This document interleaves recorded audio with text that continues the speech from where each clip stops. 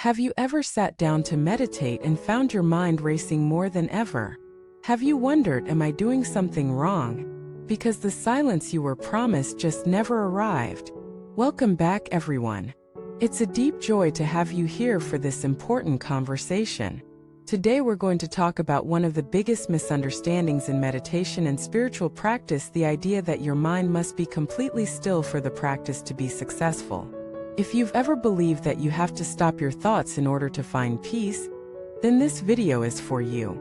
Because the truth is both more honest and far more liberating. We're going to explore what real silence actually means. We're going to dive into why thoughts are not the enemy of meditation, but the invitation. We're going to untangle centuries of confusion and bring you back to something simple, practical, and beautiful. Let us start with the myth. A quiet mind means no thoughts. This belief is everywhere. It's romanticized in books, reinforced in movies, even repeated in spiritual circles. You sit, you breathe, and suddenly nothing, just blankness. But then you sit down and try and your mind floods with grocery lists, old arguments, unfinished tasks, past mistakes, future plans. You try harder. You fight the noise. You strain to push the thoughts away, but they keep coming, and eventually you give up. You say, I can't meditate. My mind is too busy. But here's the truth. Your mind is not the problem. Your expectation is. You see, the mind thinks. That's what it does. Just like the heart beats and the lungs breathe. Expecting your mind to stop thinking is like expecting your heart to stop beating in meditation. The purpose of meditation is not to stop thought, it's to change your relationship to thought. And that changes everything. There's a story about a student who went to a Zen master and said, Master, I've tried everything, but my thoughts won't stop.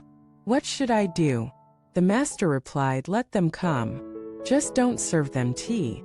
That is the essence of true meditation. You don't have to stop the guests. You simply stop entertaining them. Thoughts will arise.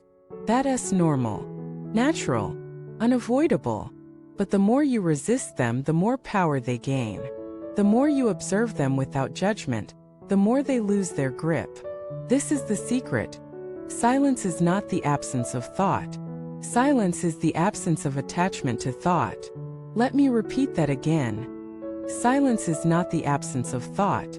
It's the absence of identification with thought.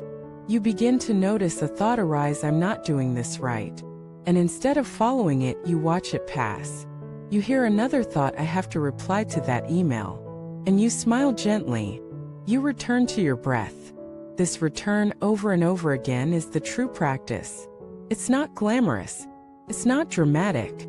But it is powerful. Because each time you choose awareness over reactivity, you carve a new path in the brain. You're not silencing the mind, you're training your attention. And eventually, something miraculous happens. The thoughts keep coming, but they no longer disturb you. They become like clouds in the sky. You are the sky, vast, untouched. And in this sky, you discover a silence deeper than silence. Not a forced silence, but a relaxed, grounded, spacious stillness. This stillness doesn't depend on perfect conditions. You can feel it in the chaos, in the heartbreak, in the noise of everyday life. Because it's not about what's happening around you. It's about how you're relating to what's happening. Let me tell you about a man named Daryl. Daryl worked in a high-pressure corporate job. He began meditating because of stress. But every time he sat, he grew more anxious. His mind would spiral, and he'd end the session more tense than before. Then one day, a teacher gave him this instruction. Don't try to meditate. Just sit and be with whatever arises. Don't fix. Don't fight. Just be. So he did. He sat. The thoughts came. Loud, frantic. He didn't push them away. He just watched. And slowly something shifted. He stopped trying to be the perfect meditator. And that's when the real meditation began. He stopped measuring silence by the absence of noise and started measuring it by the depth of presence.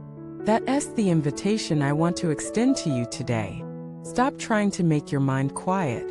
Start learning to sit with what is. Because your real power isn't in the stillness outside you, it's in the stillness within you, even when everything else is loud. And that stillness becomes accessible not by force, but by surrender. By welcoming everything, yes, even the chatter, even the discomfort. By remembering that the goal of meditation isn't a blank mind, it's an open heart. Thank you for watching this video.